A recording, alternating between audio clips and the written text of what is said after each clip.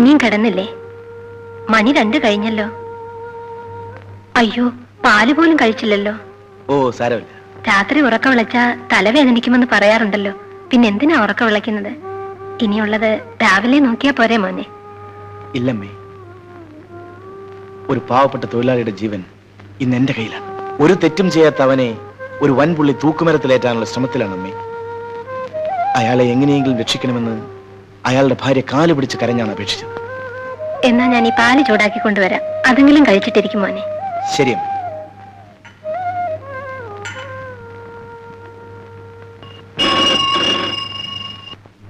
Hello, ആര്? Advocate പത്മനാഭപിള്ളേ. ആ, കൊടുക്കണം. ആ, എന്താണ് ഈ അസമയത്ത്? ഓ, അങ്ങനെയാണ്. ലത എന്നോടൊന്നും പറഞ്ഞില്ലല്ലോ.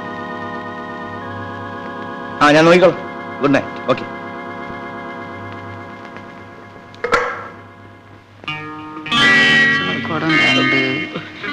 ഞാൻ പറയുന്നു ഒന്ന് കേൾക്ക്. അതൊക്കെ അവിടെ വെക്കേ, ഞാൻ അനുവാദം വാങ്ങിച്ചോളാം. സാറേ, സാധനങ്ങളൊന്നും മാറ്റരുതെന്ന് ഒന്ന് പറയൂ സാറേ.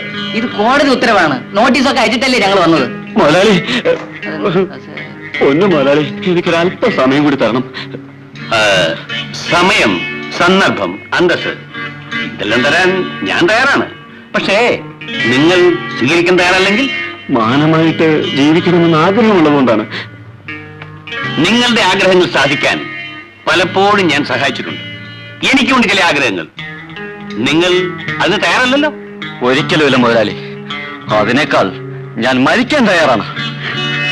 അല്ല, എന്താണ് നോക്കി നിൽക്കുന്നത്? താങ്കളൊക്കെ എടുത്ത് വെക്കേ. എടാ, വേഗം എടുത്ത് വെക്കടാ. ശേഖരപിള്ളേ, നമസ്കാരം. സാധനങ്ങളൊക്കെ എടുക്കാൻ വരട്ടെ. എത്ര രൂപയാണ് കെട്ടിവെക്കാനുള്ളത്? 3890 രൂപ. രസീതും ബാലൻസും ഞാൻ പിന്നെ വാങ്ങിച്ചോളാം. അങ്ങനെ ആവട്ടെ സാർ. കുട്ടപ്പാ, ഗോപാല, വരണടാ. എന്തൊരു പണിയാണ് ലത കാണിച്ചത്. ഇതേപ്പറ്റി ഒരു വാക്ക് എന്നോട് പറഞ്ഞിരുന്നെങ്കിൽ ഗോപാലൻ സാറിനെ ഇതുവരെ ഞാൻ വരുത്തില്ലായിരുന്നല്ലോ. Sorry Mister Gopal. Hope you are happy. കാശ് ഏതായാലും തിരിച്ചു കിട്ടിയല്ലോ. Very very happy. പക്ഷേ ഒരു കാര്യം എനിക്ക് മനസ്സിലായില്ല. എന്നോട് കടം മേടിച്ചത് എന്റെ ഡ്രൈവർ രാഘവനാണ്. ആ കടം വക്കീൽ സാർ ഏറ്റെടുത്ത് വിട്ടതിന്റെ അർത്ഥം എനിക്ക് മനസ്സിലായില്ല. ഈ നാട്ടിലെ വലിയൊരു പണക്കാരനായ നിങ്ങൾ ഇത്രയും കാലം നിങ്ങൾക്ക് സേവനമനുഷ്ഠിച്ച ഒരു പാവം ഡ്രൈവറുടെ വീട് ജപ്തി ചെയ്തതിന്റെ അർത്ഥം എനിക്ക് മനസ്സിലാകുന്നില്ല. കല്യാണപ്രായമായ പെൺപിള്ളേരുടെ കുടുംബത്തെ രക്ഷിക്കാൻ ഇറങ്ങിയാൽ നിങ്ങളുടെ ഉദ്ദേശം എന്താണെന്ന് ചിലപ്പോൾ ലോകർ മനസ്സിലാക്കിയേക്കും. ലോകർ മനസ്സിലാക്കുന്നത് പോട്ടെ, പക്ഷെ മിസ്റ്റർ ഗോപാൽ ഒന്ന് മനസ്സിലാക്കിയാൽ കൊള്ളാം. ഞങ്ങൾ തമ്മിൽ വിവാഹം കഴിക്കാൻ നിശ്ചയിച്ചിരിക്കുക. അതെ, ഞാൻ ഇൻവിറ്റേഷൻ എത്തിച്ചോളാം.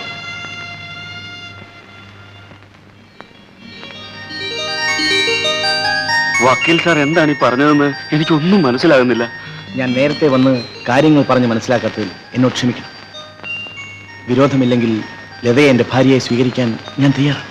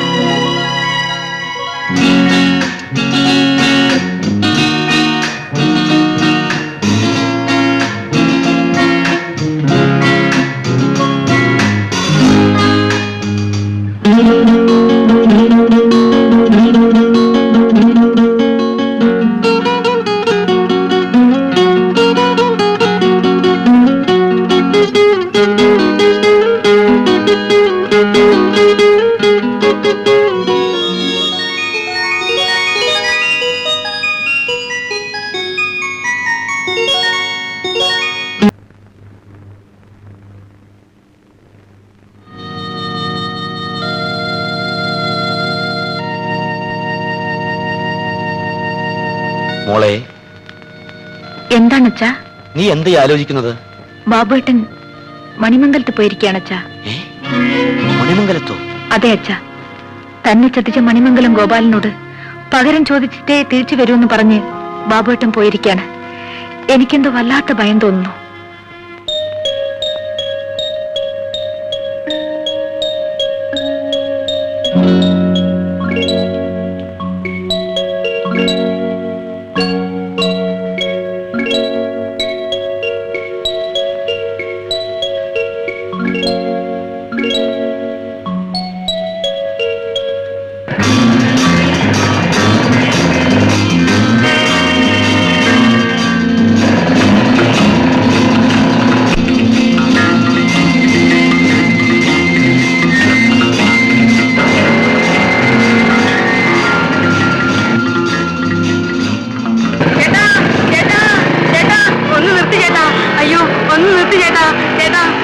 എന്താടേ? ചേട്ടാ അമ്മാന്റെ ചേച്ചിയെ പിടിച്ചോണ്ട് ചേട്ടാ. ചേച്ചിയോ? അതെ ചേട്ടാ, ഞങ്ങളെ രക്ഷിക്കണം ചേട്ടാ. രക്ഷിക്കാനോ? അമ്മാരനെ ഒരുപാട് തല്ലി, എന്നിട്ട് ഞാൻ ഓടി വന്നതാ. എന്നിട്ട് ചേച്ചി എവിടെ? വരൂ, ഞാൻ കാണിച്ചു തരാം.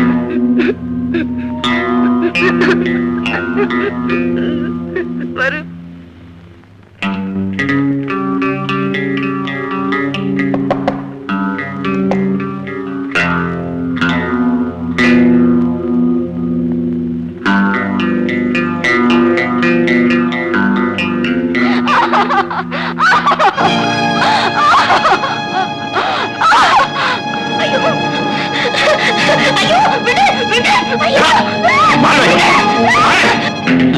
ശാബാഷ്, നീട്ടുകൻ.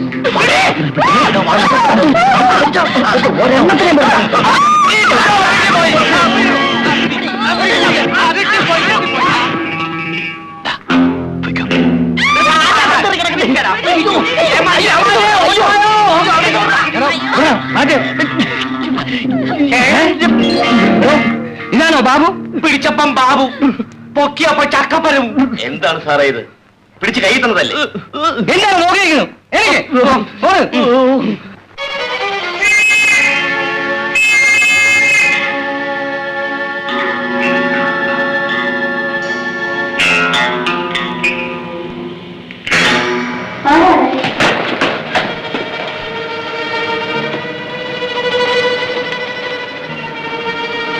ആരാവിടെ ഒളിച്ചു നിൽക്കുന്നത്?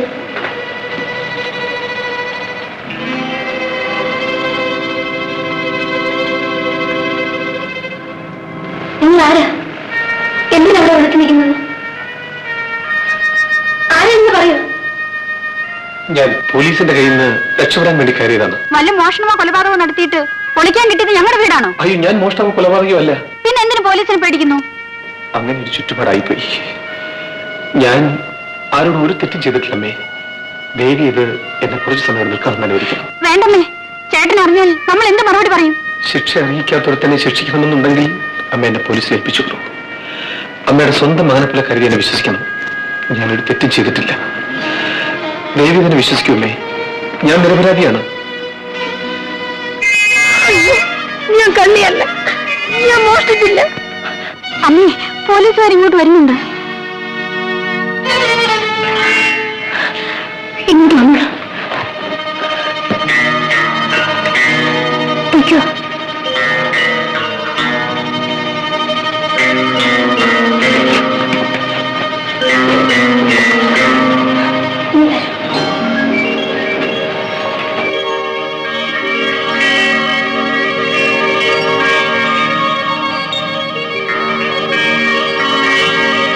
ഹലോ ഹലോ, എന്താണ് ഈ വഴിയൊക്കെ? ഒരു പുള്ളി കയ്യിൽ നിന്ന് വിട്ടുപോയി. അത് ഇതുവഴിയാ വന്നത്. അകത്തുണ്ടോ ഒരു സംശയം. എന്റെ വീട്ടിലാണ്. അതെ, വരൂ, വരൂ. ഇവിടെ ആരും ഓടിക്കരുതെന്ന് പറയുന്നു. നിങ്ങൾ ആരെങ്കിലും കണ്ടോ? ഇങ്ങോട്ട് ആരും വന്നില്ലല്ലോ. ഊറ്റട്ടെ, നിങ്ങൾ മുകളിലേക്ക് പോകും. ഇറങ്ങി വേണം. നിങ്ങൾ താഴെയുള്ള എല്ലാ റൂം ചെക്ക്.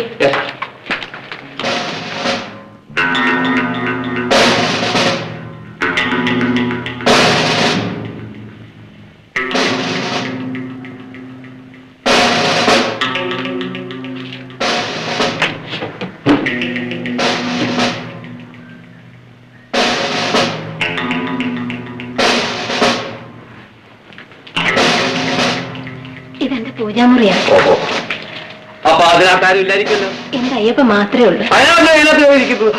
അയ്യോ, അയ്യപ്പൻ. അയ്യോ, തെറ്റിപ്പോയി. അയ്യപ്പോ, സ്വാമി ശരണം.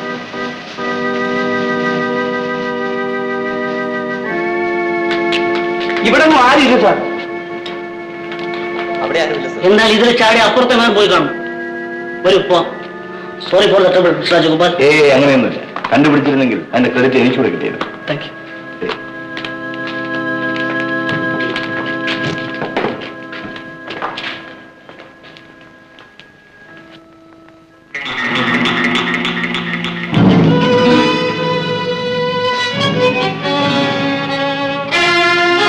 ഇതാരുടെ ഷൂസാണ്?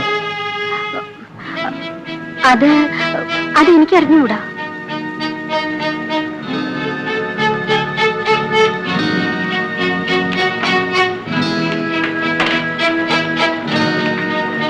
അപ്പോ അവൻ ഇവിടെ തന്നെ ഉണ്ട്. അത് നിങ്ങളുടെ അറിവോട് കൂടി. എവിടെയാണെന്നാണ് ചോദിച്ചത്?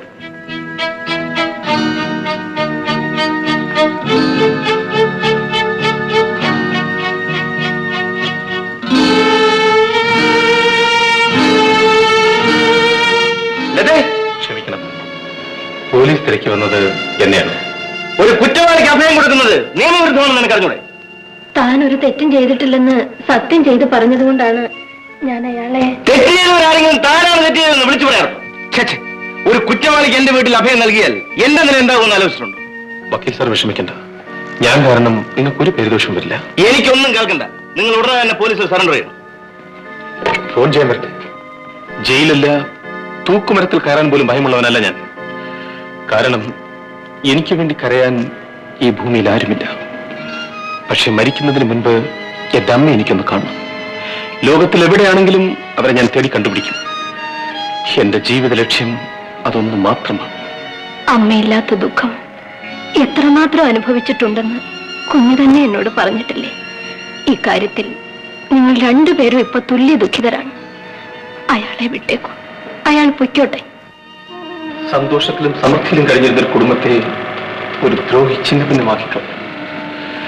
അയാളോട് ന്യായം ചോദിക്കാൻ ചെന്ന എന്നെ ചെയ്യാത്ത കുറ്റം ചുമത്തി പോലീസിൽ പിടിപ്പിക്കാൻ ശ്രമിച്ചു. പറയൂ, ഞാൻ പോലീസിൽ പിടികൊടുക്കണോ? എന്റെ അമ്മയുടെ മുഖം പോലും വ്യക്തമായി എനിക്ക് ഓർമ്മയില്ല. ഇത്രയും കാരുണ്യം നിറഞ്ഞൊരു അമ്മയെ കണ്ടത് ഒരു ഭാഗ്യമായി ഞാൻ കരുതുന്നു. അയാൾ പറയുന്നത് ശരിയാണെന്ന് തോന്നുന്നു. അയാളെ വിട്ടേക്കു കുഞ്ഞെ. അമ്മ എന്താണ് ഈ പറയുന്നത്? തെറ്റ് ചെയ്തവർ പലതും പറയും. ഏതാണ് ശരിയെന്ന് പറയാൻ നമ്മളെ കൊണ്ട് സാധ്യമല്ല. യാതൊരു തെറ്റും ചെയ്യാത്ത എന്നെ കള്ളസാക്ഷികളുടെ വാക്ക് വിശ്വസിച്ച് 14 വർഷം കോടതി ശിക്ഷിച്ചു. എന്റെ പൊന്നുമോനെ പിരിഞ്ഞാണ് അന്ന് ഞാൻ ജയിലിൽ പോയത്. നഷ്ടപ്പെട്ട എന്റെ കുഞ്ഞിനെ ഇതുവരെ എനിക്ക് കാണാൻ പോലും കഴിഞ്ഞിട്ടില്ല. എന്ത് തെറ്റ് ചെയ്തിട്ടാണ് കുഞ്ഞെ എനിക്ക് ഈ ശിക്ഷ? ഇയാൾ തെറ്റുകാരനാണെന്ന് രാജ്മോഹന് തീർത്ത് പറയാൻ പറ്റുമോ? പറയൂ. എന്ത് വേണമെങ്കിലും ചെയ്തു ഇയാളോട് ഇവിടുന്ന് പോകാൻ പറയും. സാർ, ഈ ഉപകാരം ഞാൻ ഒരിക്കലും മറക്കില്ല.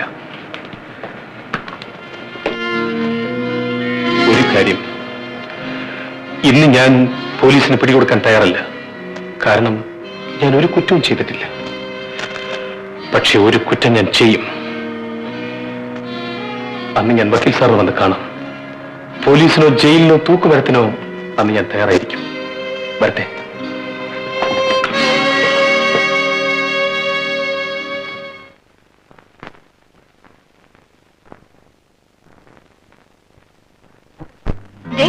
എന്റെ അച്ഛനെ കുറിച്ച് അനാവശ്യം പറഞ്ഞാലുണ്ടല്ലോ.